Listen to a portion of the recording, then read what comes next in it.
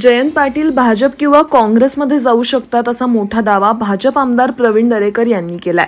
तसंच जयंत पाटील हे पक्ष सोडणार आहेत असं म्हणत शिंदे गटाचे आमदार संजय शिरसाट यांनी देखील या विधानाला दुजोरा दिलाय। तर दुसरीकडे याबाबत बोलताना काँग्रेसचे प्रदेशाध्यक्ष नाना पटोले यांनीही सूचक विधान केलंय। हायकमांडच्या निर्णयाचं स्वागत करू असं नाना पटोले म्हणालेत। त्यांच्या विधानामुळे आता राजकीय वर्तुळात चर्चांना उधाण आलंय।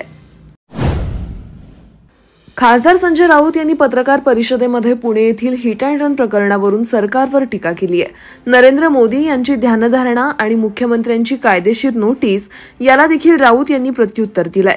इंडिया आघाडीचं सरकार देशात येत असल्याचा दावा देखील संजय राऊत यांनी केलाय।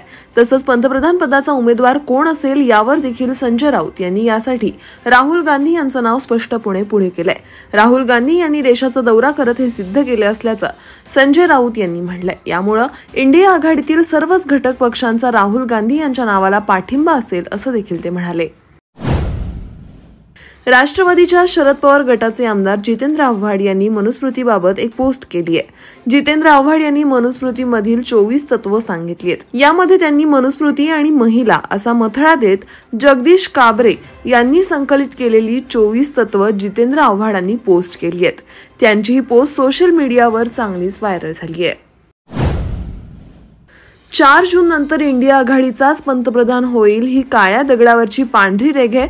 भाजप सत्तेतून बाहेर गेलेला दिसेल। मला वैयक्तिक विचाराल तर माझ्या मनातील पीएम राहुल गांधी आहे, पण इंडिया आघाडीत चर्चेतून समोर येईल त्या नावाला सर्वांचीच मान्यता राहील असं विरोधी पक्षनेते विजय वडेट्टीवार यांनी येथे प्रसारमाध्यमांशी बोलताना सांगितलं।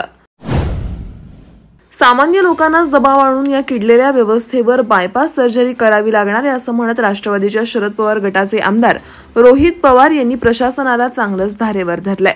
पुणे हिट अँड रन प्रकरणी त्यांनी एक ट्विट करत संतप्त प्रतिक्रिया दिली आहे। सामान्य लोकांसाठी काम करणं अपेक्षित असलेली ही व्यवस्था सरकार कुणाचंही असलं तरी केवळ पॉवरफुल लोकांना पायघड्या घालून त्यांच्यासाठीच काम करताना दिसते असं त्यांनी म्हटलंय।